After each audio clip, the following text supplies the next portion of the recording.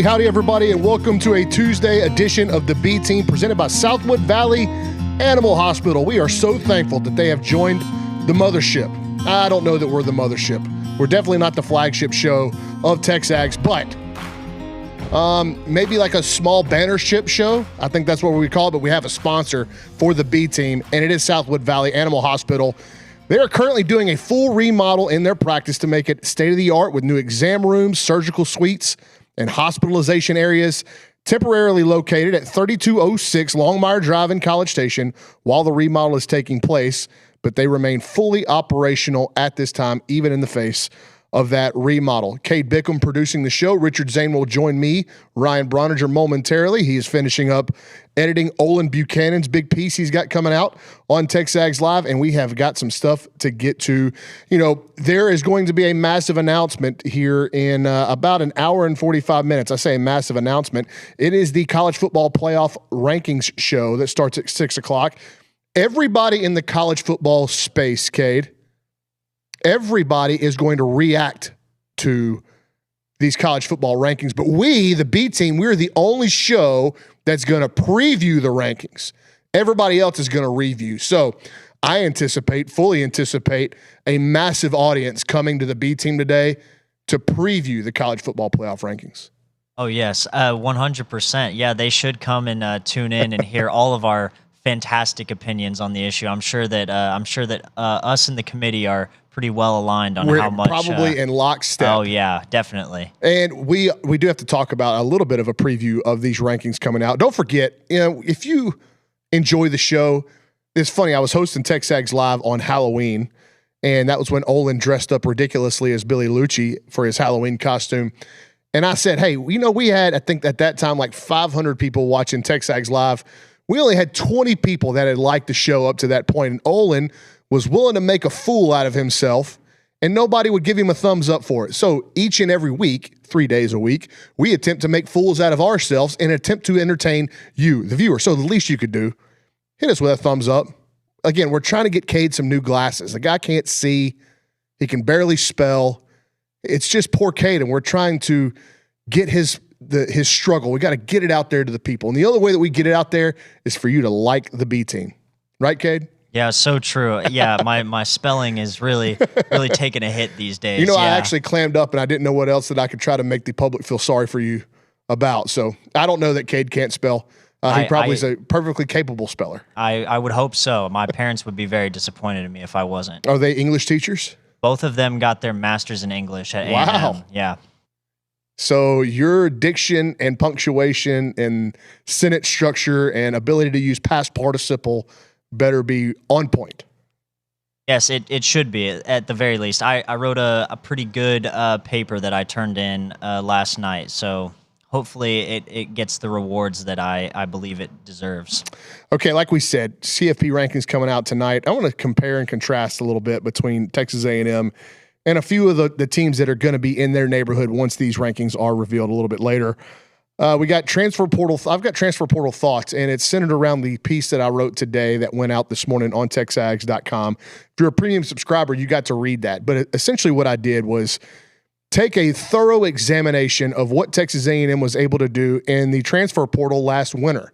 And if you look around the SEC in particular at players that were deemed misses by the A&M staff in the transfer portal and compare them to what they got, you're going to find that not only has Mike Elko ascended this football program to a different level this year, they did it through not sort of a painstaking process where they stuck to their guns in the face of some immediate satisfaction, either from the fan base or panicking for a portal need. They stuck to their structure. They stuck to their mold that they wanted to have their transfer portal players fit into.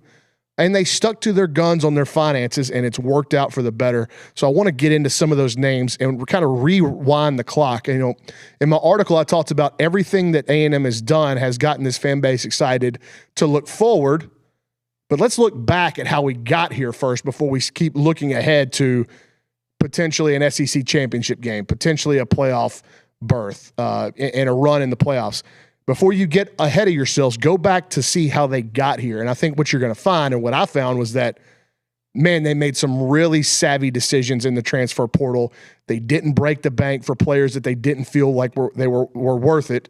And these financial conversations that you have to have now, given the current climate of college football, they believed in a structured system and they didn't deviate from that too much, and it's paid off. So we're going to get into that. I was really intrigued by some of the stuff that I found when I went and started looking around the league.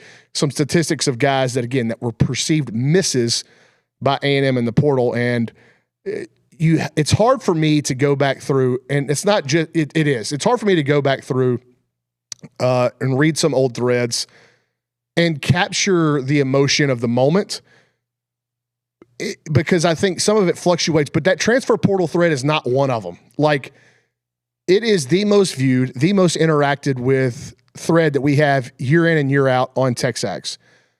I can't remember the final numbers. If you give me 1 second, I can pull it up because we were talking about it in one of our group chats today. So just give me 1 second. Let me find that group chat, and then I will find that link because I know it's right here near the top. Of course, this is going to take forever, and I should have had this pulled up ahead of time. But here we go, right here. So here are the numbers from last offseason's TexAgs transfer portal tracker thread. 4.15 million views, 17,020 replies. It was stickied from, it started on December 1st, and then the last staff post on it was on, so from December 1st to January 27th. So like month and a half, a little less than 2 months. It got 4.1 million views and 17,000 replies. Those numbers are crazy. That is pretty unbelievable. And you go through there and you start seeing the reactions to some of the players that A&M didn't get. And it's just a good reminder that this coach and this coaching staff, especially when we're sitting here looking at it, Cade, in hindsight at 9-0, those guys deserve a tremendous amount of the benefit of the doubt with this stuff going forward. So there's no need for consternation when your favorite player that you'd never heard of until they enter the portal doesn't pick Texas A&M. These guys have a plan. We'll get into a little bit more of that. Smug Shane Beamer's coming to town on Saturday, and he put his foot in his mouth again today in front of the gathered media there in Columbia. I don't know if anybody saw this. This was a little bit later in the afternoon. But he essentially said he doesn't think that he's gotten his offensive coordinator hires wrong, and that he shouldn't really be blamed for the offensive coordinators that he's had not working out. I think one was Charles Satterfield, and I think the other one, the one he just let go, was Mike Shula. And he said that he doesn't really feel like they were bad fits, yet he fired both of them. I mean, just what an absolute waste of having Lenoris Sellers on your team. Like, let's be real and let's talk about the fact that team is bad right now. They have not played well this season, but it is not because of Lenoris Sellers. He is a good quarterback, and he's been given the short end of the stick here with this offensive scheme and with the weapons he has around him. The path to victory for South Carolina this weekend, early preview of that game, is A&M turns the ball over like crazy, and Lenoris Sellers plays hero ball. And I guess there's a little bit of intrigue from the South Carolina side now because you did fire your offensive coordinator going into the bye week. Mike Elko addressed that in his press conference today or yesterday, just about the unknown that you're going to face with a new offensive coordinator. And so you have to try to dig up any sort of tape that from where he's been before and how they may put some new wrinkles in from his past with the current offensive structure. But again, I still think that, what is the line now at, Kate? Is it still at 18 or 19 and a half? It opened at 18 and a half. It opened at 16 and a half when I saw it early Sunday morning, and it's moved to. I checked it said 18 and a half when I looked yesterday morning. Okay, let me check. I'll check it right now. Versus South Carolina betting line. It did move in A&M's direction, 19 and a half. I think that is, as much as A&M I want to is say, minus 1408 to win the game. South Carolina is plus 800. As much as I want to say that, like, given the performances of both teams, that's fair. I just think that, I don't know. I mean, it's an SEC game. It feels hard for me to feel like pick A&M to just win by 21 straight up. I mean, they did last weekend, but still. Well, that's a good segue into there's a couple of good segues there from Shane Beamer, who I tweeted yesterday that I forgot that he had made a little bit of a cheeky remark about the 12th man after South Carolina beat A&M last year in Columbia. Olin said he didn't think that was a shot at Texas A&M, his fan base. I think it was. I mean, give me evidence that Shane Beamer doesn't act that way. Regardless, I think A&M should be plenty motivated to play on Saturday, given what happened last year at South Carolina and also everything that's on the line here. A win on Saturday against South Carolina would essentially book you into the playoffs regardless of what happens in Austin. And so we could segue that into coaches behaving interesting mannerisms and interesting turns of phrase into Brian Kelly, and the late is there. Or we could also segue it into college football playoff top, and I think that's where I want to start. Okay, I want to start with these rankings, and a lot of how I plan this show is centered around conversations that are had upstairs in the morning, usually when OB gets out of the go hour and he starts meandering around the office, putting his hands on his hips, scratching his head, and really the further that his hands get away from his body, and then the quicker they come back. So like how big of a radius is he setting with his hands? The more passionate the point he's trying to make. And so we were discussing earlier today, just by what metric can you say that Alabama is definitively better than Texas A&M? Similarly, by what? By what metric can you say that Alabama, because there's a lot of people that are still holding on to this. They turned the ball over less? Is that it? Well, hold on. Let me land the plane here and then we'll talk about it. Okay. These are the questions that I had. By what metric can you say that Alabama is definitively better than Texas A&M? And what I mean is definitively, like if they played 10 times, Bama's going to win 7. Like I think that you're definitively better than another team if you're going to win 7 out of 10 times. Is that correct? Is that like fair to say? I think that's or fair, maybe closer to 8, whatever. The randomness of just a bad game or and your D game against somebody else's A game is always factoring in. But playing straight up, because now at this point in the season, we are getting like for like comparisons here. We're having some crossover, and I've never been a subscriber to the transitive property because A team beat C team. That means A team is better than B team. That doesn't always work that way. But we are starting to accumulate some data points and some crossover references between Alabama and Texas A&M. On the same token, and it's harder to do, and we'll see what the committee does tonight with A&M. I think they should be number 2. I don't know that it really matters. Like it does, I don't really care. Other than the fact that if this is the exercise that we're trying to do, why wouldn't we try to do it right? If you're just going to keep everybody in order because it doesn't really matter between 2 and 3, then why are we ranking teams in order anyway? Like, what's the difference between 1 and 4?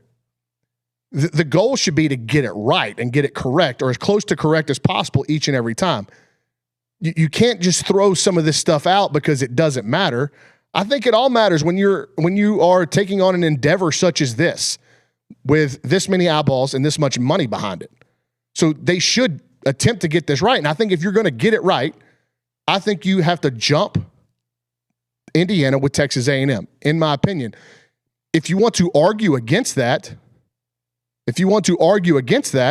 tell me why. Make your case for Indiana.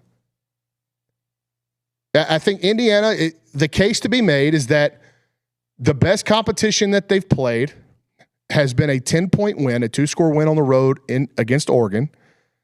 And then they had a 5-point win against Iowa, and we know now that Iowa's pretty good.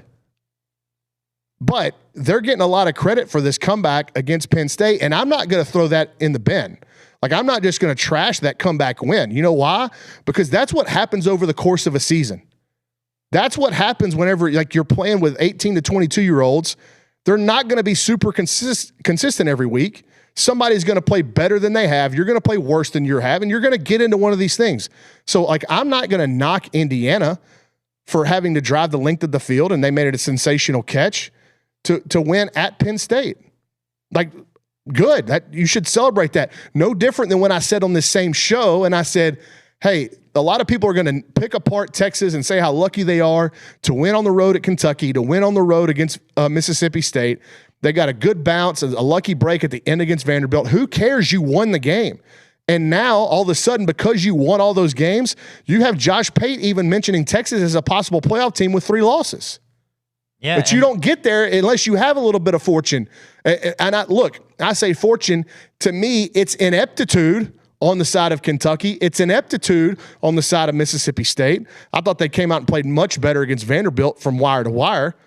But if Mississippi State doesn't have just some egregious late hit on the quarterback, you turn that ball over on 4th down and you're down 17 points and the game's done. The game is done at that point. So you have been the beneficiary of others' incompetence, but you won the game. And you're looking up now in mid-November, and Texas is going to go on the road to Georgia, and they still got the Aggies at home, and they've got plenty of opportunities to work their way back into the playoff, where they were the preseason number 1, they fell out of the top 25, and they got a chance to work themselves back in it. So don't apologize for going on the road and winning, no matter, it's all. I always say it's not a beauty contest. It definitely is. Go win the games and see how it all unfolds at the end of the season. So I'm not knocking Indiana. That was my whole point of that rant, was like, I'm not knocking Indiana for going to Penn State and winning that game. I do think, though, that because of the eye test and the optics of how both the A&M game and the Indiana-Penn State game went, I think that would be the reason that they move A&M to 2. ESPN, for example, moved A&M to 2 in their power rankings. But the first line of the paragraph is still, the Aggies didn't play incredibly well, but the result was another double-digit win on the road against a ranked opponent. That speaks to me, if you believe that sentiment, that they didn't play well in a 21-point win on the road. I thought that was pretty ridiculous. Yeah. Then that speaks to how good you think this team really is. Yeah. And if Ohio State would have gone on the road to a top 25 team, which they haven't done, have they? Was Washington ranked when they went out there? I can't remember. But they go on the road, and if Ohio State goes on the road and wins by 21, and they kind of played with their food a little bit against Purdue. I think they were down or tied at the end of the first quarter against Purdue last weekend, and they ultimately pulled away, just like A&M ultimately pulled away. But this is a top 25 team on the road. Like, if you say A&M went in there and didn't play well, which, look, I'm not going to sit here and say that was the best game A&M played wire to wire all year, but they were pretty good. I thought they were pretty good, especially they ran for over 200 yards in the second half. Over 200 yards. They forced turnovers, huge Not in turnovers. The second half, my mistake, but they won the special teams battle. Like they greatly outplayed a Missouri team in all 3 phases of the game. So I think my point would be to reward Texas A&M for going out there and methodically beating down a ranked team on the road, reward them, and them jumping Indiana is not a slight at Indiana more as it is a prop up of A&M. I agree with that. Yeah. And also Ohio State is going to be won until they lose. And I don't think that A&M will get the, I guess, maybe respect that everybody, because it's A&M and because they have been in the past, they've burned you before, right? Ohio State less prone to burning you if you're gonna be all confident about how they're playing. So I understand, but these last that game in Austin is gonna mean a whole lot for A&M's resume and for the optics of what they're looking like going into the postseason. The Aggies did receive 4 first-place votes in both the AP and coaches poll. In the coaches poll, Indiana received 0, while in the AP they received 6. But some of this stuff, you're right, Cade. It's a little bit of logo bias. Lane Kiffin, very public in promoting Texas A&M as the number one team in the country because of what they've done. But when you start looking ahead, and I think Josh Pate was the one last week. Was it Pate? Anyway, somebody ran the line on Texas A&M versus Alabama if that were to be the SEC championship game, and Alabama was favored by 1.5. Okay, Vegas doesn't have to justify anything, and that is clearly something that they've put into their models and into their analytics, and that's what all of that has spit out. That's the number that has come out once you've put it through the wash, the matchup through the wash, and I'm sure they do millions of simulations to try to get as close as they can, right? That's how Vegas makes money. But what evidence is there that Bama should be favored in this game? And I think there's a little bit of logo in that, right? Because look what Bama and LSU on Saturday night.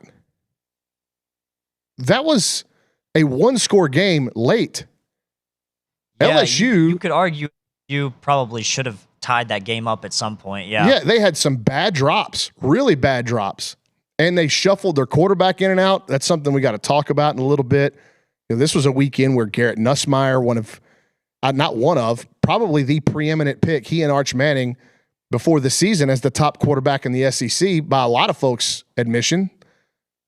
And DJ Lagway benched, a guy that was in a lot of folks' top 5 quarterbacks in the league coming into the season. So we do have to get into that. But LSU flip-flop quarterbacks. Van Buren played probably the final, I forget how many drives it was quarter and a half. Probably the last 4-ish drives. He was really zipping it too. I thought he looked pretty good. He looked okay. I think that it makes a lot of difference because for the most part, Nussmeier is kind of a statue in the pocket. And there was one play on a third down inside the 20 where he ran like he was going to get out of the pocket and he turned the wrong way and it was like a 20-yard loss. Van Buren just looked incredibly more comfortable like going out of the pocket, which because of how this LSU offensive line has played this season, I think that benefits them going forward. Well, I think Nussmeier got benched for that sack you were talking about where he had a perfectly clean pocket and tried to bail. And they were like in the high red zone. Like he took an enormous sack there. Yes, that's the play I was talking about. Yeah, and they yanked him after that. But his numbers in terms of throwing the ball weren't bad. I think he was 13 of 15, and they yanked him. So I think this was something probably that the interim coaching staff was itching to do. And Nussmeier had played okay up to that point, and LSU was still in the game. And then they saw Nussmeier gave them a reason to make a move they've been wanting to make. And so they yanked him. Van Buren comes in and plays the rest of the game, and LSU loses 20-9. Alabama got them at home. Yeah, it was in Tuscaloosa. A&M went on the road and beat their brains in before all of this Brian Kelly stuff happened, which we still have to get into. So to me, there's a marker in favor of Texas A&M. There's been one place in the country where Texas A&M and Alabama have both played. Do you know what that place is? Faurot Field in Columbia, Missouri. True. Alabama wins by 3. A&M wins by 21. They're going to make the argument would be that A&M played the quarterback making his first ever start. And well, hold on. The national media told me that the Missouri offense looked better at Vanderbilt whenever Zollers went in. Yeah, they did. So, again, like we're having some overlap. Again, this week on Kyle Field, A&M's going to play a team that Alabama played in South Carolina. And South Carolina was beating Alabama well into the third quarter before Bama was able to rally. And then they ultimately won by a touchdown? Yeah, that sounds about right. South Carolina had a chance to, I think, win that game win that game late. Let me look at the box score. I do remember. I mean, I was kind of focused on this. Yeah, at the end of the third quarter, it was 15-7. Yeah, 15-7, South Carolina, and there's Alabama scored 15 in the fourth quarter. There's a question for us in the YouTube chat from Sandman. He says, which QB has had the most surprising season, Arch, Nuss, or Lagway? Nuss. I mean, Nuss, because Nuss he's got now a file of being a good quarterback, or he had one coming into this year. We had seen him so much. He rode some highs and lows early in his career, but you thought with his experience, as much football as he's played in Brian Kelly's offense, the weapons that they do have at receiver, that's why you thought it would work. But speaking of benefit of the doubt, which I talked about, you should give Mike Elko and Texas A&M. A lot of folks gave LSU's offensive line a massive benefit of the doubt. And in this league, if you can't block, you can't win. And that's been their biggest issue. I think Texas has kind of cleaned that up. Their offensive line was porous in the first 5 weeks of the season. I think they're playing a little bit better, or maybe Steve Sarkisian's calling the game a little bit better. They got Hudson back too, didn't they? Yes. Is Cole Hudson back? He played in the last game, if I'm not mistaken. So, yeah, that would be a big piece of their puzzle, obviously getting a veteran starter back. And so I think Texas has cleaned up some of their issues up front, and that's why it's allowed their offense to become successful. You look at Mississippi State and Vanderbilt, they put up a ton of points. Now, they've done that with the benefit of some strong special teams play, but that's part of the phases. A&M, some of the biggest plays that A&M's made this year have been with Kevin Concepcion, KC Concepcion returning punts, and then Dalton Brooks' fake punt the other night in Missouri. But we're having this crossover stuff, so it'll be interesting to see how A&M deals with South Carolina. Now, you can't look at these things in a vacuum. You have to take into account all the nuance that goes around each of one of these games.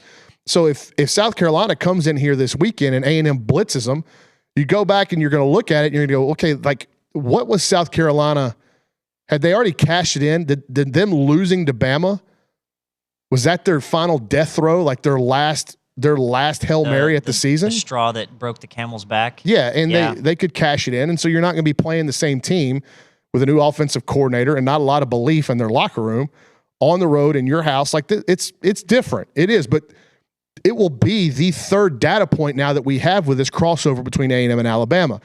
Hopefully, we don't have to do any more guesswork on this thing because they're going to play each other in Atlanta. And then all the talking goes out the window. Exactly.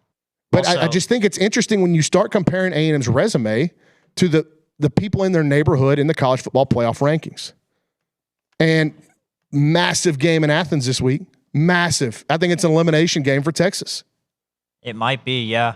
I do have to read this chat because it is on the premium chat. But somebody, a 98%er ag commented chance. We're not doing that on this show.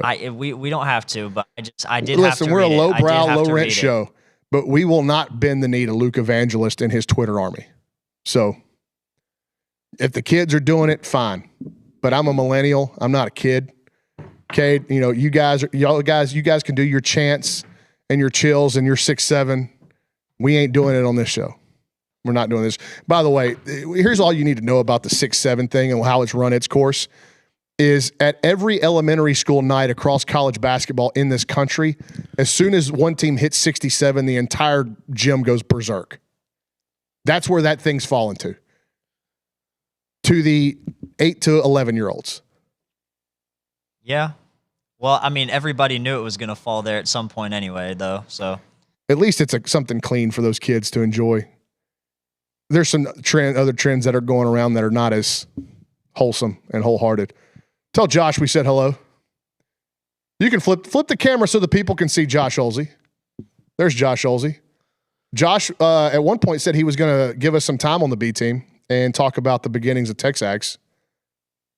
And as soon as I asked if he wants some time on the B team, he walks away. Today would have been a good day for that, especially since I didn't uphold my end of the bargain. Wasn't ready to go on time. I'm really show and going today, man. I haven't done any prep whatsoever. My top 5 is going to be very jumbled. We'll figure it out, though. Top of mind sports show, top of mind just world happening show. I filibustered for 30 minutes. Good job.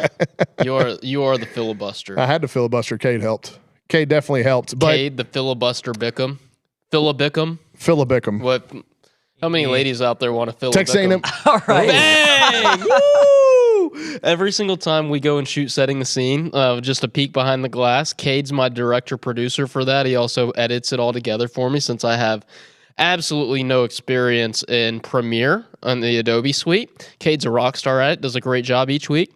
But we walk around campus Friday mornings, and I'm always pointing out some ladies that I want Cade to go holla at, and he doesn't ever do it. I'm trying to break him out of his shell. He doesn't need to. I think once we get him some new glasses, That's right. It's all he'll be he needs. a little more confident. Like the video, and he'll be able to go talk. Correct. Hey, like the video.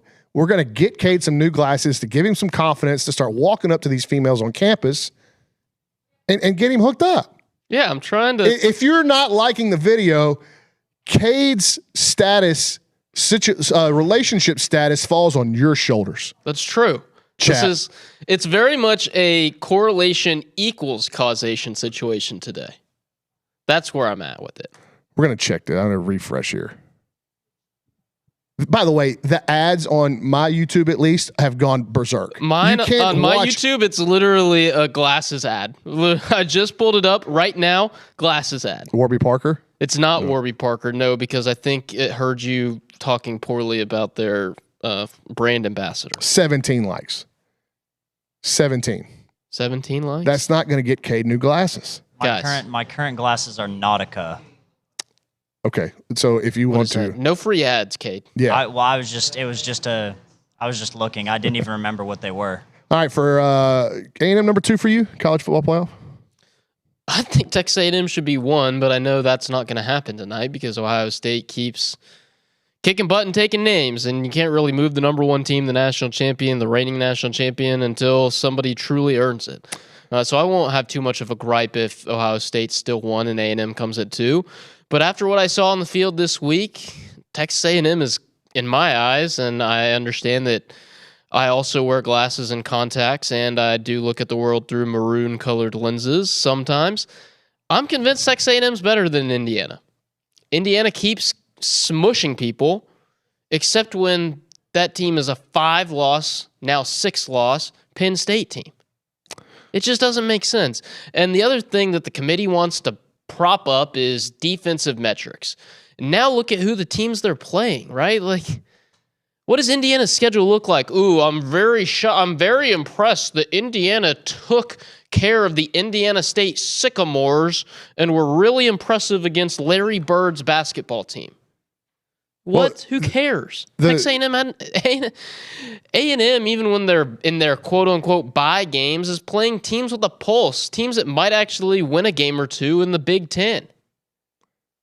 I think keeping Ohio State 1 has a lot to do with the preconceived notions going into the season of Ohio State. They are the reigning national champions. And I also believe that there is a little logo play here going on, logo prop-up, if you will, happening with Ohio State. I'm of the opinion, like you are, that if you just use the metrics of what's happened on the field this year, like Lane Kiffin said, A&M should be number 1. How about that? Way, but listen, I ain't really much sweating it. I do think, though, like my point earlier was, if you're going to undertake this, you need to do it right. Sure. And because you said all offseason that you are going to start favoring strength of record and strength of schedule. Well, here's a perfect opportunity to do that, especially tonight after last week. And we'll see if they're going to uphold their end of the bargain. They being the College Football Playoff Selection Committee, who took their hats off, left their hats at the door. Boy, that was a really goofy, I guess, corny. It was like it was staged, right? I mean, it didn't feel real. That was a goofy, corny, staged little promo there as they were going into the room. They take their hats off. Okay, we get it. But you really didn't. And there's going to be some interesting to see where some teams pop up tonight. Where will Texas Tech pop up? Where does BYU pop up? Where does Oregon pop up? Some of these teams that are just behind the top 5 are living very interesting existences. Like, you're going to have to start comparing good and bad losses, I like comparing wins more than losses. It'll be really, really interesting where the Ducks land. Because in that initial rankings, the CFP committee clearly thought Iowa was a really good team. Better than the AP. Like, the AP wouldn't even given them any sort of look. And the Hawkeyes kind of took it down to the wire. Definitely took it down to the wire. It took a field goal within the last 10 seconds of the game to beat the Hawkeyes at Kinnick Stadium for the Ducks. So that'll be interesting. I think that's what's most interesting. I just don't know how much room Texas Tech has to move because so many teams above them won. It'll be interesting to see how much the committee values the Red Raiders win over BYU should they lose a Big 12 championship game. I felt like BYU was where they were at 7 because they were undefeated and everybody felt like they had to put them there. I am of the opinion that not many people will come out and say this publicly, but everybody's eye test said BYU didn't belong. Like they're a good football team, but they're not of the upper echelon in the country. So what Starting happens a freshman if they quarterback? rematch? What happens if they rematch in Dallas that first weekend in December and the Cougars win the game? Is the Big 12 still a one-bid league, Yes. or do they both get in? No, I think they're probably You think Tech gets bumped? I think Tech gets bumped Really? because now their best win has been negated. That's the same argument you could have made in 2020 when there was a 4-team playoff. Facts. With who? Clemson and Notre Dame. Yes, true. 2020, it's a great recall there. Are you going to sit here and tell me that the 2020 season doesn't matter? No, I think it does people matter. have tried to tell me that for years now, and I'm not having it. Did they keep score? Then it matters. They kept score. So, sure. but that's a great recall by you because I completely forgot about that because of all the craziness that surrounded that year. But I think if BYU is a one-loss team in the Big 12 title and they beat Texas Tech, Tech is very much on the chopping block. Very much on the chopping block. And especially with a logjam that could be. Would you say one loss? Hold on. No, it would be Especially- 2-loss Texas Tech. especially with as many logjam 2-loss Big Ten and SEC teams there could That's be. a good point.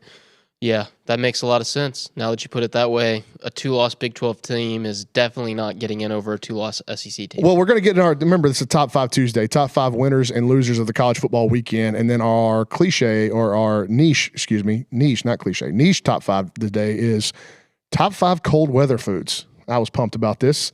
Every morning I get up and go on my walk with the dog, and it is real cold. It's warm outside right now. It is warm. It's really warm. But it's cold in the morning. And the outlook for the remainder of the week, it looked like it was going to be very rainy on Saturday. That has pushed back into early next week. So it should be sunshine for a morning kickoff at Kyle Field. And there will have been, it's 35 days, so 5 weeks. It'll be 35 days. But 33 days in town without Texas A&M football.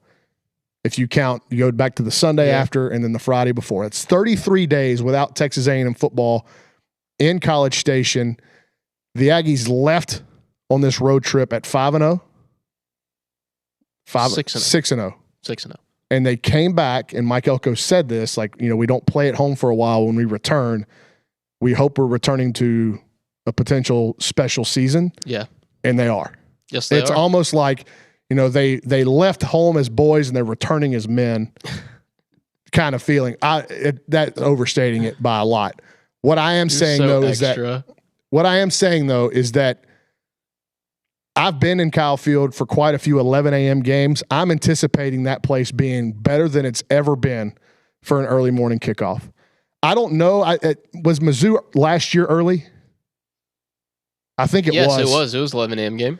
And that was pretty good. And it got better as the game went on because A&M was dragging them up and down the field. Yeah, they were. But from the onset on this coming Saturday morning, I anticipate this whole place being an electric factory. Electric. Because how long has it been since Texas A&M has played a home football game at Kyle Field in November, ranked in the top 5? Hadn't happened in my lifetime. Ranked, and especially when you potentially ranked in the top 2. And not only that, that should be enough. That should be enough to get people to come out on Saturday regardless. You know the last time Texas A&M was ranked in the top 2 in a poll that mattered? 1975. 1975. This team just keeps kicking down the door. And so more than the team coming back to play at 9-0 after 35 days away and coming back as a top 3 at least team, you have so much on the line Saturday that if you win, you're in the college football playoff. If you win, you might be locking up a place in Atlanta. A lot of things would have to go right, but you could lock up a place in Atlanta. You can definitely lock up your place inside the college football playoff bracket. that should get your butt out of bed to get you to Kyle Field and get rowdy. Even more than that is this buffoon leading the Gamecocks into town and the stuff that he says, and a team that derailed your season last year and made you eat it on the way out. They beat you by 24. Yeah. They humiliated you, and they sent you into the tailspin, into the spiral that kept you from Atlanta and kept you from a playoff berth in Mike Elko's first year. There's so much motivation. There's so much meat still left on the bone for this team for throughout this season, but also for this team this week. I don't think that Mike Elko is going to have a very difficult time getting the attention of his kids this week. There's so much that they can latch onto. And I wrote today, it just feels like the Kobe job's not finished. Like every time that you go talk to these guys, and when we have them in here to do NIL interviews and they speak in front of cameras, and Coach Elko speaks in front of cameras, it's never about what they've done. It's like what they still have to do. Yeah. I really like that. And I think he's got his team focused on what's ahead because they haven't won anything. As good as this team is, they haven't done anything yet. So Mike talked to the media on Monday afternoon. And every single time he's asked about the college football playoff ranking or the top 25 or anything like that, the question's always, how much attention do you give it? And the answer is none or not at all. It's very short and succinct. But when you ask about the opponent at hand, it's always extremely complimentary with a backing of our guys better be ready. And the way he was describing it on Monday about South Carolina was, they got a quarterback that's coming in that threw all over us, ran all over us, so we better understand the challenge this time around. He's always talking to his team through the media, and it's really impressive to see. And I don't think that's the only way he's talking to him. It's exactly like what you said. It's Kobe. You think are you reading your press clippings? You think you're hot? You know what? You ain't. Because every single week we've got this ranking, we've got this record. Somebody's coming to take it from us. You guys better be ready to go to war. And look how they've played in these potential trap games every week. They called Arkansas a trap game. Arkansas never possessed the ball in the second half with a chance to take the lead. Hey, here's an interesting thing to do, Cade. We probably can't do it on this show, but I'd love to look up the stat. In SEC play, how many drives has Texas A&M faced in the second half with the opponent has the possession and can take the lead? I mean, there's quite a few of those because of the Notre Dame game. I said in conference. Oh, in conference? It was maybe the Auburn game. Auburn had one. And that was maybe it. That Auburn had one where they could have taken the lead on the final drive. That's the only one I can think of off the top of my head. Wasn't Florida tied at halftime? Let me look. I don't feel. But my point is there's not many. If you look at opportunities for the opposing team to take the lead, not tie the game, there's not many. There wasn't. Was there one on Saturday against Mizzou? No. They never cut it to less than 7 and had the ball. Yeah, well, A&M got up to 21-0. Right, and then they never cut it at under 14. So 0 against Mizzou, 0 against Mississippi State, 0 against Arkansas, 0 against LSU. No, so hold Texas on. Time out. A&M. LSU had one. Their first possession of the second half. Yes, because A&M scored to take the lead to go up 3, and then the punt return happened. So LSU had it once. Texas A&M had a 21-14 lead on Florida at the half, and it looks like they scored on maybe their. So you're talking about tying or taking the lead? Taking the lead. So Florida would have had the ball first out of the half. They did not score. A&M kicked a field goal to take the lead. So 0 for Florida. So 0 for Florida. LSU. Hold on. So sorry. Texas A&M kicked a field goal to go up 24-14. Okay, so they had a 0. 2-point lead. Yes. And then Florida kicked a field goal to bring it back within 7. They never led by less than 7, Texas A&M. So Florida, 0. Mississippi State, 0. Auburn, I think, was 2. I think once Auburn cut it to 16-10, I think they got the ball twice after that.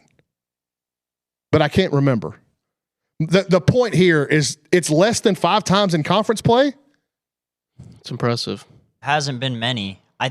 LSU started the second half with the lead, but A&M. But A&M. But their first possession. Right. A&M had the ball. They went down and scored to open the second half. So LSU could have taken the lead on that ensuing possession. That was the 3-and-out punt. KC runs it back. And then they have no chance Then after it's that, the game. Yeah. So they had one possession. We're talking about less than 5 possessions in the second half with the opposition holding the ball with a chance to take the lead. That's impressive. That's insane. Yeah, you're going to make an argument that Bama should be favored over this team, but based on what? I'm not saying Bama can't beat A&M. I'm not saying Bama can't beat A&M by 10 points. Yeah. But what I'm saying is what evidence gives you, or what evidence is out there that would indicate that Bama is definitively better than Texas A&M? There's not. The other thing that's been so impressive to me, because you're going to have to go play Alabama at a neutral site, right? You're going to play Alabama at a neutral site. What has Texas A&M done away from home this year? Scored 40 points. They are averaging 43.25 points per game away from Kyle Field. And that's with Texas A&M not putting pedal to the metal under the 2-minute timeout in the fourth quarter at Missouri. They could have kicked a red zone field goal. They didn't. Yeah, it was a throwaway possession, essentially. They got backups in. They could have gotten to 40 for a fourth time away from home, but they didn't. They're putting up James Harden numbers on the road.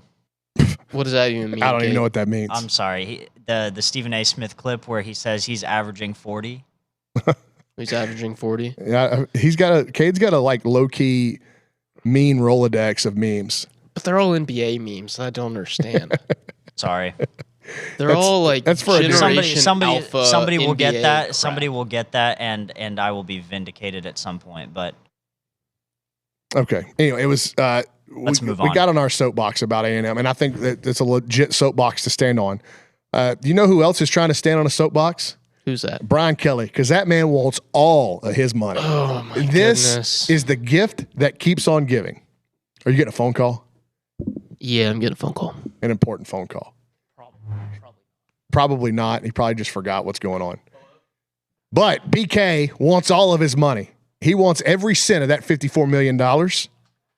And he intends on getting it through the court system, the legal system in the state of Louisiana. For those of you that have been away from your phone for the last, I don't know, I guess this broke a little bit before midnight last night, that Brian Kelly has sued. Now, the original tweet said has sued LSU, or has finally sued against LSU for the full amount of his contract that is owed to him, $54 million. LSU is fighting this. They're trying to say they are firing him for cause. In that situation, they would owe him $0. This is going to get a lot more messy than it is get cleaned up. Or it's going to get a lot more messy right now in the short term than it will start clearing itself up. Right now. And so if you haven't been keeping up with this story, it's fascinating. Just like every element since Mike Elko went in there and punted LSU into the sun, every single step of this has been more interesting than the last. And it's hard to say that when one of the first steps that we took in this process was the governor of the state getting in front of a camera and going Farmer Fran style. And so the entire world got to see, oh, this is what Louisiana is. And from there, you thought, well, it can't get any worse. Like, that's the bottom. That's bottomed out on day one. Good for us, LSU. It's only way is up going forward. And boy, have we been wrong on that. Everybody's got a story. And I mean, every media member has a story on how this went down, what was going on behind the scenes, why Brian Kelly is fighting for this money, why Brian Kelly thinks he's owed this money, why LSU believes they don't owe him this money. There's been stories of 2 lump sum buyouts that have been offered and were agreed to terms. LSU came out last night, or I guess I don't know when they formally said it, but it broke last night that LSU said that they never officially terminated Brian Kelly. What? Here's why I think that happened. Okay, now Matt Moscona has a 25-minute video on this on his YouTube page if you want to go dive into the minutia of what's going on. But I'm just going to tell you this, the more details you get, the more confused you get, because this is Louisiana. I'm already confused. Okay, so it goes back to Brian Kelly's contract says that if he is terminated for cause, he has to be made aware of that within 7 days of his termination. We have clearly gone more than 7 days since he left the LSU program, and they have not filed for cause. So I think what happened, based off I had 2 phone calls today and then listening to Moscona. What I think happened is LSU found a way to get out of this, or to attempt to save their bacon, and in this case, bacon being $54 million. That the taxpayer will have to pay for. According to the governor. The bylaws of LSU state that a coach, any employee making over $250,000 at LSU cannot be terminated without approval from the board. LSU, realizing they had exhausted their 7-day window to fire him for cause, probably didn't even know that was in their own bylaws until they found it and they said, oh, crap. Crap, but this gives us an out, because they are claiming that Scott Woodward wrongfully terminated Brian Kelly because he did so without getting the approval of LSU's Board of Supervisors, thus making his firing nullified. So what they have now done is, I guess, formally terminated him, realizing that they had 7 days after that termination to fire him for cause. And that's what they have moved forward and done. They said, you were wrongfully terminated. You had no legs. The termination had no legs to stand on because it didn't meet the criteria as put forth by the bylaws of LSU. That's going to be tough to wiggle around when the governor gets on camera and said that he met with a bunch of people and had Brian Kelly fired. Because if you'll remember, the governor got in front of the camera and it acted like he'd never been there before, but it was his favorite place on earth, and he was lapping it up. He had that viral meeting that in the state capitol in Louisiana. The next day, his face is plastered right in the front on Pat McAfee's show, and he's still talking, making up stuff. He made up that, as Richard mentioned, that the taxpayers were going to be on the hook for this buyout. He then said that LSU was out of the BCS playoff race, which is technically true because everybody's been out of the BCS playoff race since 2013. He then said that Scott Woodward was the reason that Jimbo Fisher and Texas A&M had to pay Jimbo Fisher all that money. That's not completely true either. So this guy has got on camera and said a lot of stuff that's going to be very damaging to his case, which is interesting because he's a lawyer by trade. Regardless, LSU thinks they have found this loophole to get Brian Kelly terminated for cause and then not have to pay this buyout. Well, Brian Kelly basically called their bluff and said, okay, we'll go to court. Now, Matt Moscona said that the suit that was allegedly filed against LSU is actually filed against the state of Louisiana. So, if Brian Kelly goes to court, and this is where I think Moscona was a little bit naive, he said that he was told by one of the higher-ups in the government in the state that there are currently over $300 million in suits against the state of Louisiana that are just sitting there. Brian Kelly's $54 million would be added on top of this, and he would have to this would be a prolonged case where you'd have discovery. You'd go sit in front of a judge. You'd go sit in front of a jury. Each side will tell their story. That would be extremely messy. And it would drag on so much that Brian Kelly, does he want to sit through this litigation and sit through just the hearing of this that might prolong the time he's without this $54 million, and there's no guarantee he's going to get it? I think both sides are trying to call each other's bluff, and they would really like to wipe their hands of this and be done with it. But I like that Brian Kelly's not budging. I went from that guy's a complete tool bag to I'm on his side. Come on, Brian Kelly, dig in. Absolutely. Make this messy. Because if this goes to court, and now the problem is here, if the suit is against the state of Louisiana, and really, even if it's against LSU, do you think there's a judge in that state that's going to have the spine to rule in favor of Brian Kelly?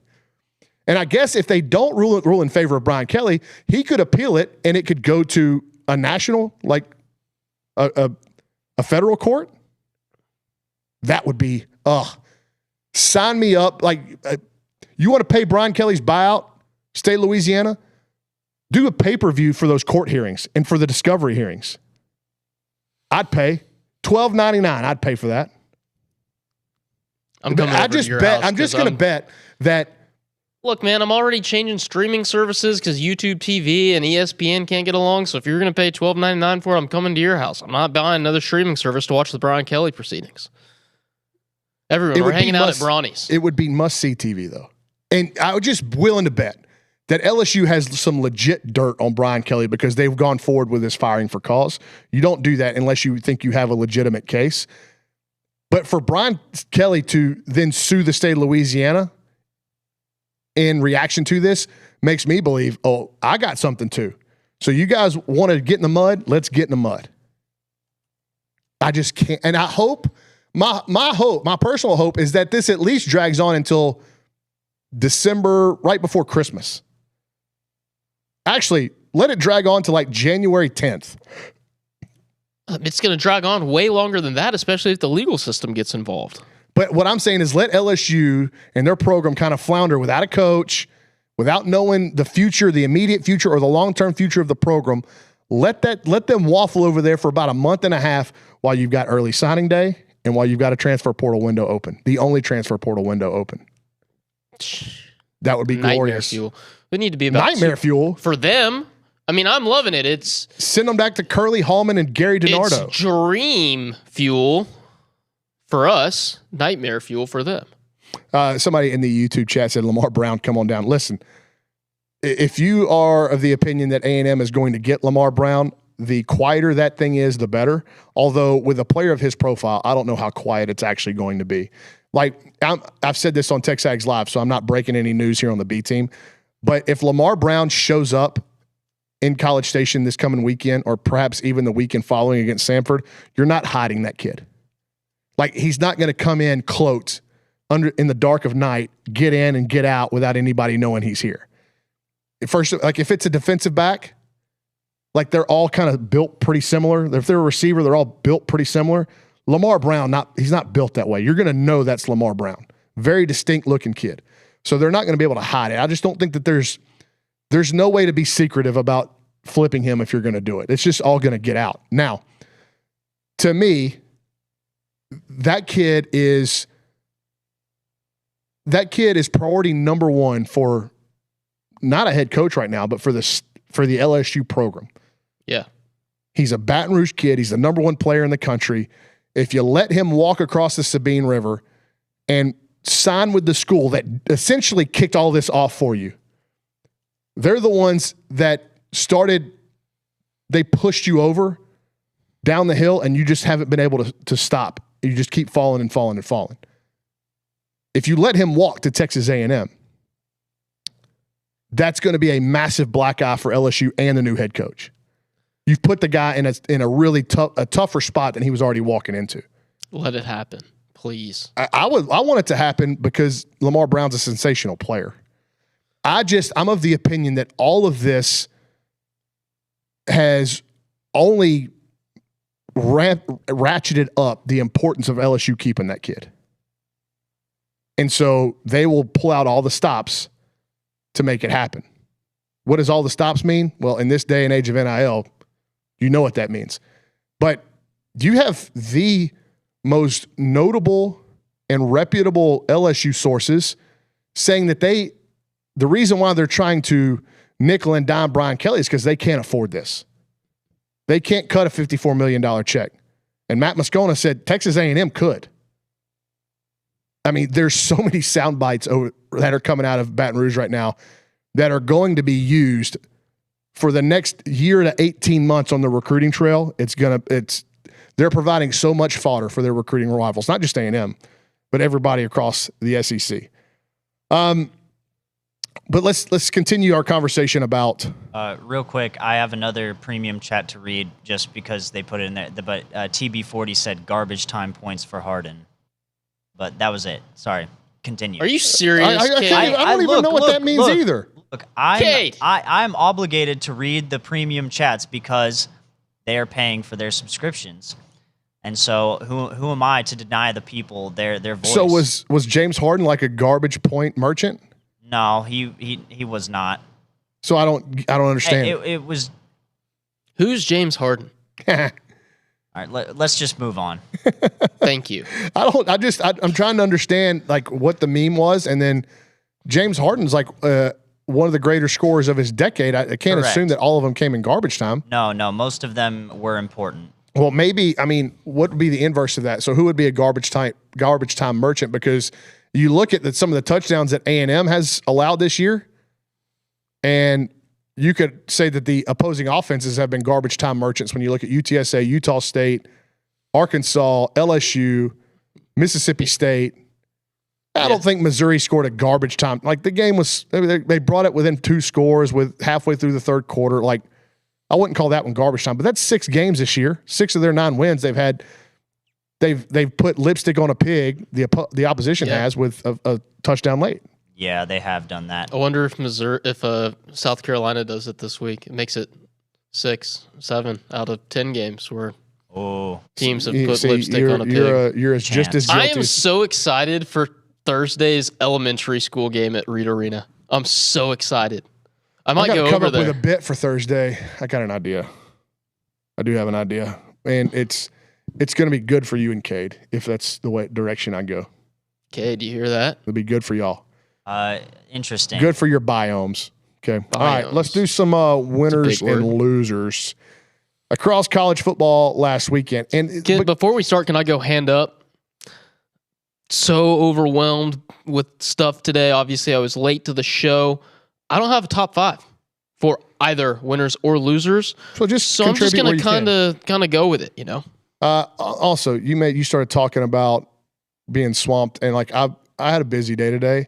I had to run some errands in town. My dad and uncle are coming to the game. My mom and my dad are coming to the game on Saturday. That's going to be brutal. My dad, former student, uncle, former student. I don't think they've been to a game here in over a decade. That's super cool. That's really super. So because they're going to see Kyle Field and all of its new glory for the first time. That's awesome. Yeah. So when they lived together for a year while they were both at A&M. And they were roommates. They were roommates, and those really small duplexes that are toward the end of Welsh when you get to Southwest Parkway.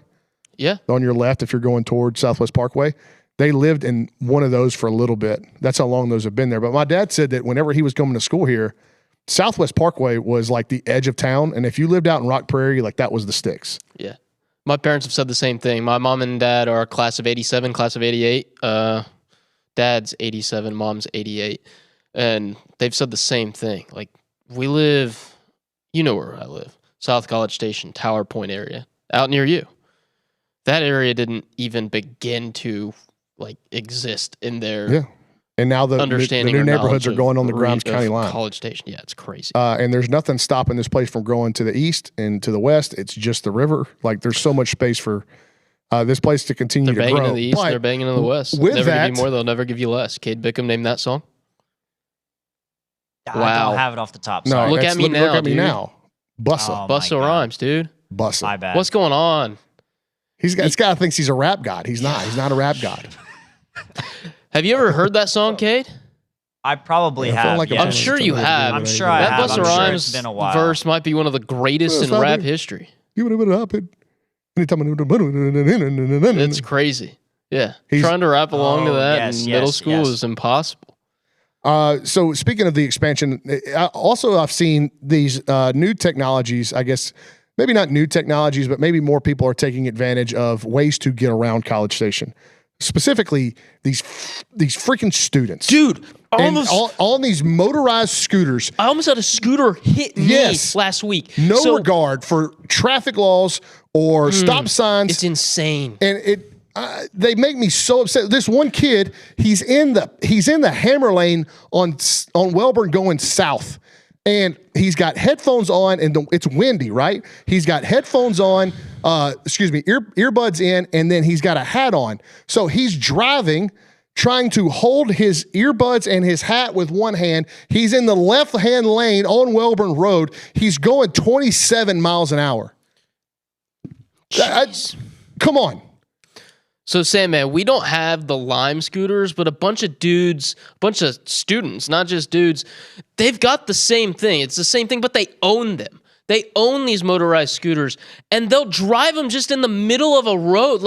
And there's no regard for an actual car or anything behind them. Earlier this week, I was coming up Highlands, trying to get to the office. Some frat bro just in the middle of the road, and of course, it's one of the historic district roads where there's cars parked along the street. You can't see them. So you can't get by. No, you can't get by them. If he's just sitting in the middle of the road, there's no room for you to go to the right or the left of the scooter. He's just hanging out. A couple weeks ago, I was leaving here after one of these shows, and I'm pulling out by the yellow house, and I'm turning left to go up Highlands, going south. I always take Luther because it's the easiest road to see on Welborn, so I can turn easily and not have to worry about, not having a car behind a tree or something like that. Very clean view. It's the safest I've found. I see that a truck is coming towards me, like on this block of Highlands. So I pull over to the side, and I'm waiting behind some cars that are parked in front of the houses until this truck passes by. By the time the truck passes, I decide I'm going to pull out and go on my merry way south on Highlands. A scooter almost hit me because the scooter thought they had the right of way. They could just breeze on through.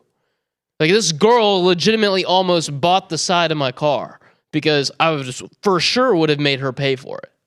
Well, we had an incident right out here in front of the office where if you pull out of TexAgs, you can only go right on George Bush because we're media maniacs here.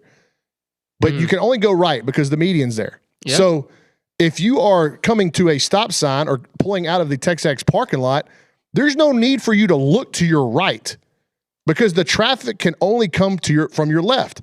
So this vehicle pulls up out of the TexAgs parking lot, and the guy's looking to his left because that is where the cars are coming from. Sure. And he gets a clear view, so he's going to pull out, and he's going to turn right on George Bush Drive. Well, guess what happens? A scooter is in the bike lane going the wrong direction, and he smokes the front of this car. And when the police showed up to talk about the accident, and I think the kid got a ticket for going the wrong way, which he should have. He should. But it's just an example that they have no regard for regular traffic laws when they're on these things, and they act like they're invincible and they're in fact the exact opposite. They're vincible. You're very vincible when you're driving a two-wheeled scooter. You're completely exposed. It's unsafe. A lot of kids will drive them or ride them. They don't have any helmets on. Yeah. I'm not a parent. You're close to being a parent. Obviously, no, baby boy Brauninger's going to be a long, long way away from potentially driving a motorized scooter. He ain't with his mama. But if my kids, when that day comes, not happening. Yep. My son's mama ain't going to let him Figurine Champ keeps asking about Olin and when Olin's going to make an appearance on the B team.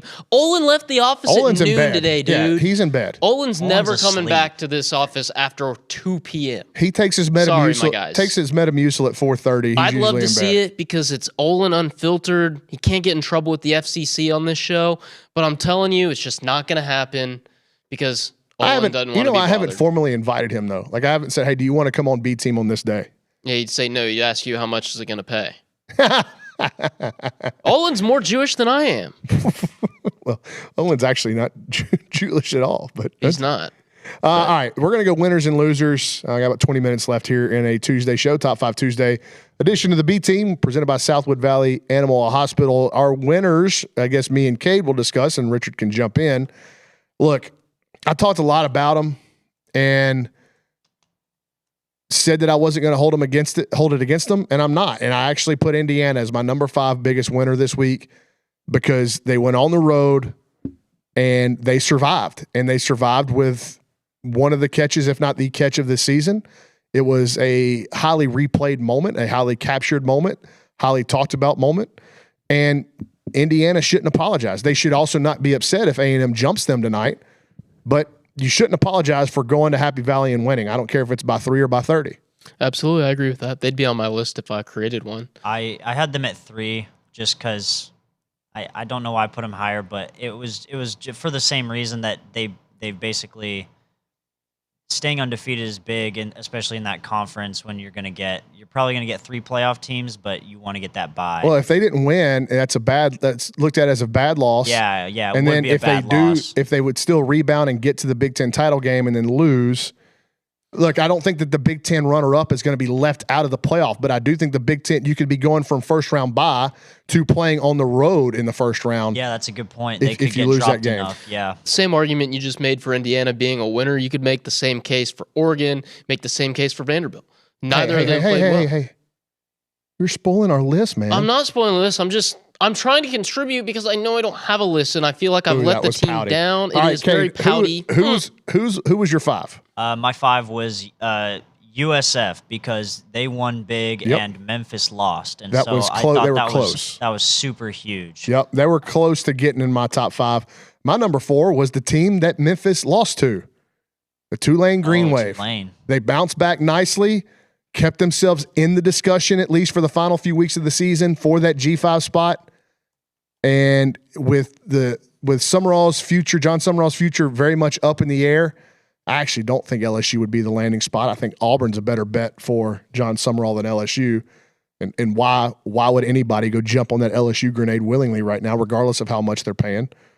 Even though the governor said we're not going to be paying people very much. Yeah. They just keep throwing up massive hurdles for that job.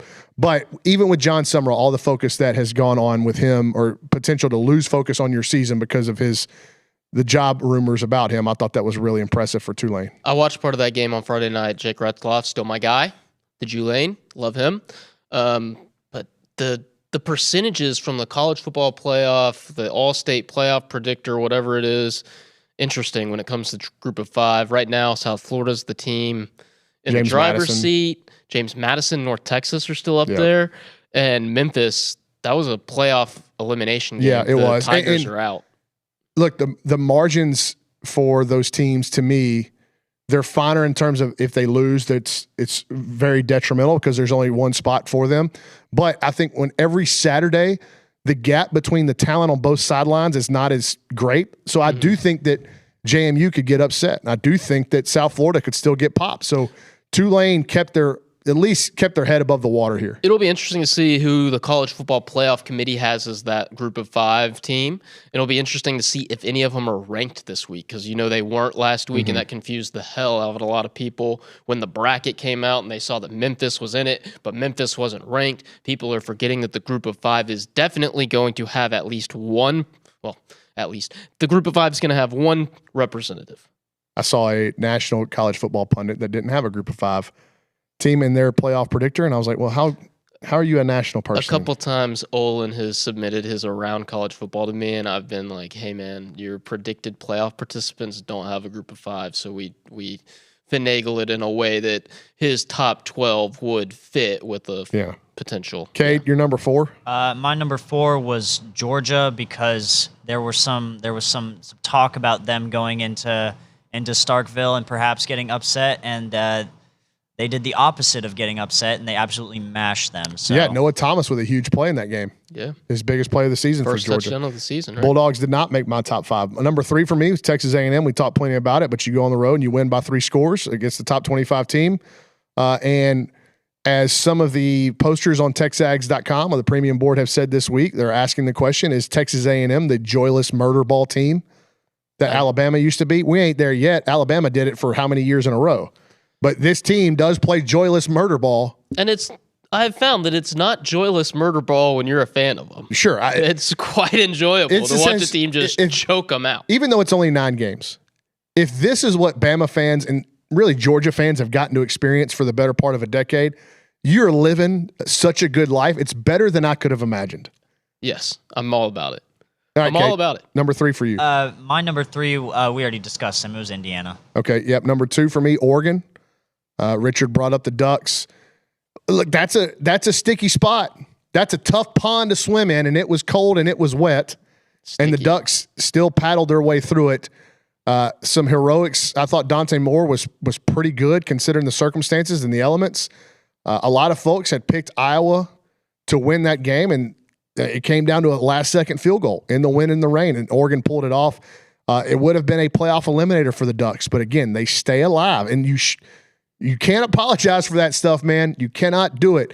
If A&M ekes by South Carolina, I told Olin earlier today upstairs, I said, I don't care if it's by 1 point or 100 points. You win this week, and you've secured a playoff berth. Doesn't matter. I don't care. You could play your F- game, and South Carolina plays their F- game, and you win by 1. Cool. I'm perfectly fine with that. Kate, you're number 2. My number 2, I put Vanderbilt because, they really eked it out against Auburn, but they're 8-2 now. I feel like that's just a huge step for that program, and it really does keep them alive in the playoff hunt there. So if they can win out, they'd have a pretty solid win over Tennessee to finish the season. I think that would be a pretty solid resume. They could get in. They could sneak in. Kind of hard to leave the Commodores out when they've got that kid at quarterback too. He makes for exciting television ratings. And let's not forget who's in bed with the College Football Playoff Committee. Pavia's mom? ESPN. Dude, no, it's Pavia's mom and Theo Vaughn. Oh, okay. But Diego Pavia, the stat line he had was just ridiculous. It's funny that Auburn comes out under DJ Durkin as their head coach, and all of a sudden looks like the offense we thought they'd be all year, and the defense completely tanks. Against Vanderbilt scored a bunch of points late and made it really interesting against Texas, but that's not an offense that has just blown the doors off of people all year. And that was just interesting to me how Auburn went the complete inverse with an interim coach. Couldn't have happened to a worse guy. I know one thing. Cam Coleman, if that was a display for his talents in the transfer portal, his price tag, which was already going to be astronomical, only went up. That he's a certified freak show. It might cost Auburn as much to keep Cam Coleman for next year as it will be for them to pay their head coach in his first year, their new head coach. It won't be that much, but how much do you think Cam Coleman could command in the transfer portal? He can name his price. I'm not convinced he's not the best receiver in the league, if not the country. I know him and Jeremiah, exactly. Him and Jeremiah Smith are the biggest freak shows at receiver. They're ridiculous. Cam Coleman, like he when he jumps, it's like a video game where they just float in the air. He jumps at the same time as the defender, and he's in the air for 3 more seconds, it feels like. Yeah. Just a complete freak of an athlete. Number 1 for me, Texas Tech Red Raiders. Yep, that was my number 1 as well. Hard to argue, man. They had an undefeated team come into their house, college game day. They suffocated them. It was suffocating is a good word because they beat them up pretty good, 29-7 final. That could have been 50-7. Yeah. If they could have finished some drives, yeah. Yes. I do worry about Tech's scalability offensively against elite talent. I do think they're a little bit limited. Jacoby Williams is good back. I think Baron Morton's solid. Their receivers played really well against Utah, but to me, they don't scare you from like a separator standpoint. Caleb Douglas, Coy Eakin, like they're good receivers, but I just don't know how they scale against elite talent on the other side of the ball. I do think their defense is phenomenal. Jacob Rodriguez, this Heisman campaign that they're trying to embark upon in Lubbock, it might have some legs and some legitimacy. Have you seen his numbers compared to Manti Te'o when he went to the Heisman finals in 2012? So ridiculous. They're way better. Yeah, but I'm just saying that Manti Te'o going to the Heisman ceremony was so ridiculous. Well, it's because there was so much outside off the field that ended up being a hoax. That's crazy, man. R.I.P. Lene Kekua, bro. But there's a precedent set now that a linebacker with those type of numbers on a really good team gets invited to the Heisman ceremony, and Jacob Rodriguez has better numbers than Manti Te'o did. I'm trying to think outside the box because I know I don't have a list, just some other winners that maybe not be one, but could fall on your list. USC, obviously unimpressive that they beat Northwestern on a sleepy Friday night at the Coliseum, but look at the teams around them in the playoffs rankings that lost. Big winners. They're still afloat. Also, Memphis losing. It's big for James Madison and for South Florida. Both of those teams handled business. So those are some James extra Madison's winners. coach is going to get hired somewhere. The more you dig into him, he's really interesting and he's fiery. He's good. I like James Madison. Just Chesney, Bob Chesney. Yeah. All right, top 5 losers. Kenny Chesney. Top 5 losers. Speaking, I like early Kenny Chesney's. Why did he have to go to the islands? Like he was making good music until he Boys of Fall. He moved to the U.S. Virgin Islands, one of my favorite places in the whole world. He lives there now? He lives on St. John. He has a place in St. John. That's cool. I don't know if he lives there permanently. They shot that music video at the Square in Salina. I didn't know that. Yeah. Top 5 losers. Number 5 for me, the Iowa Hawkeyes. You were on the cusp of not only an enormous win at home, but legitimately thrusting yourself into the playoff conversations, and you squandered it. So Iowa, number 5. I had Navy at 5 because they were just 7-0, and they were kind of in the conversation for the group of 5 spot. They were all in all likelihood probably not going to get it, but they've lost 2 in a row, and Notre Dame just kind of destroyed them. Saw that coming a mile away, though. Yeah, that line was way, 24.5. I picked it was an easy cover. I picked them to cover. I think you picked Navy to cover. I did pick Navy to cover. That was never close. I'm glad I don't use my Shohei Ohtani money on that. Number 4 for me, BYU. Kind of discussed that game already. That's where I had BYU as well. No, not a sin to go on the road and lose in Lubbock, but the way you did it, and you really the eyeball test is going to be tough to pass for BYU if they get into one of these. Yeah. They're going to have to win the topics of debate of who should get in late into the playoff. Number 3 for me, here's one that I think probably flew under everybody's radar. Washington. I would have had Washington on my list for sure. Washington loses to Wisconsin when the Badgers punter was their leading passer. That's yeah, I saw that. I saw that box score. It was brutal. That's yuck. I did not have them on my list. How about on the sorry, go ahead, Cade. I was going to say I had Florida at 3 because they got absolutely pumped by Kentucky. Yeah, that's embarrassing. And if Florida had anything to play for, I would have had Florida on my list too. They've completely cashed it in. If I can remember tomorrow, I want to talk about DJ Lagway and Nussmeier being benched. I think those are 2 really intriguing and incredible storylines given where they started, where they're at, and who's at fault for some of this stuff. At number 2 and at number 1 for me, I'm going to tell you I got ACC teams because they've completely they've thrown water on any fire of them getting more than one team in. Yep. They've eaten themselves alive in that league. Number 2 for me was Louisville. It's a bad Birds don't have teeth, man. Birds do not have teeth. Cade? Yeah. Oh, so I put LSU at 2 because of the Brian Kelly thing that's going on right now, as well as they just lost another game. But I have I'll say my number 1 now because we're going to get into it. I just put the ACC at 1. The ACC gets the number 1 spot for the losers this week because they were embarrassing. The top teams in there, the 2 top teams that had a chance in their league, they're just eating each other alive right now. And then Miami, I think they have 2 losses that are incredibly unimpressive. So SMU's got a path to the playoff, guys. Louisville lost at home to California, a Cal team that was been so up and down, got blitzed by San Diego State. They've lost to North Carolina. 3-loss SMU's got a path to the playoff. I don't think a 3-loss ACC team has a path anywhere. What do you mean? The ACC is going to get a bid. So you're saying if SMU wins the league? Yes. Okay, yeah, that's the only way they get in. Yeah. 3-loss SMU has a path to the playoff, though. But Louisville loses to Cal, and then Virginia loses to Wake Forest. Yeah, that was a bad one. Yeah. And their students, the shot of their students, it was like a direct 180 to a field storm. The camera cut to their students after they lost in overtime, or it was in regulation. After they lost, they cut to their students, and they're all running out of the stadium up this hill. It was awesome. It was like that's the opposite of a field storming. That's called a bar storming. And your team loses in heartbreaking, gut-wrenching fashion that you send the students out as fast as they stormed the field against Florida State, which was an epic field storming. They did the opposite going out when they lost to Wake Forest.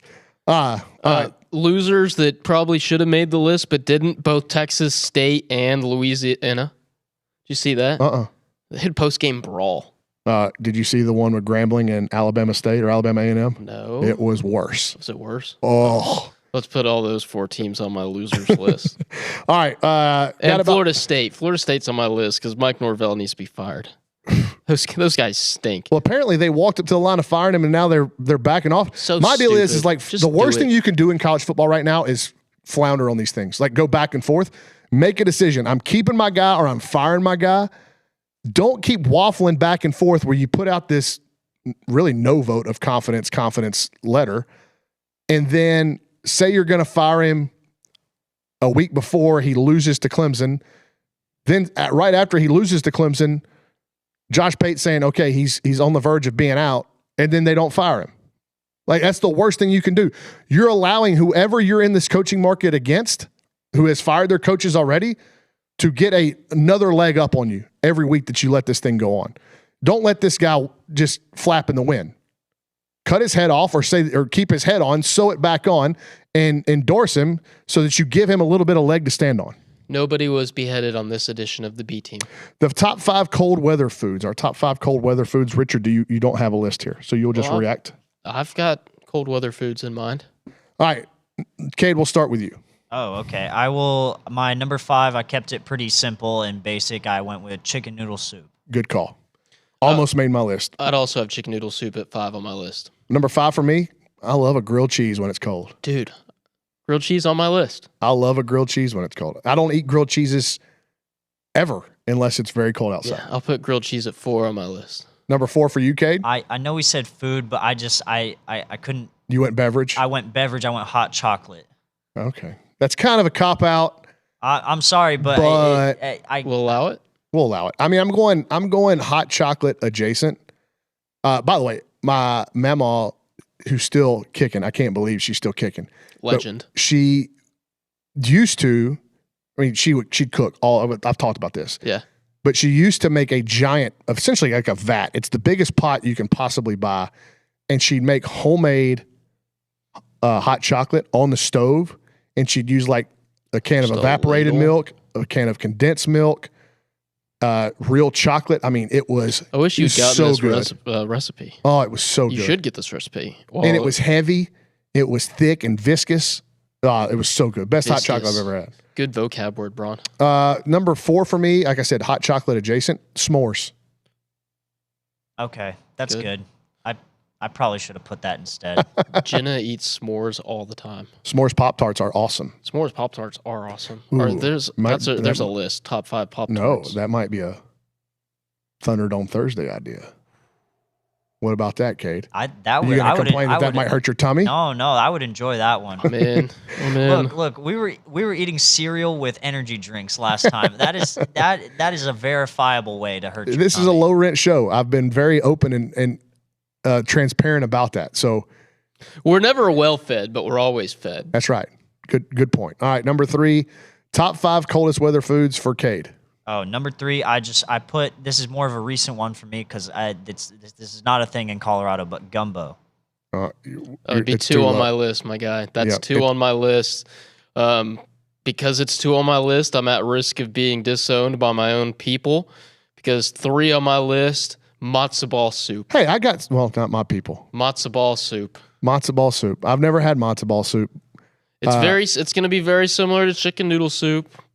A lot of people would say that. That's what Jamie Mari always used to say. It's like, ooh, you're eating chicken soup. That's all it is. But it's not. It's different. Number 3 for me. We call it Jewish penicillin. It's amazing. Number 3 from I like that. Make you feel better, just like chicken noodle soup.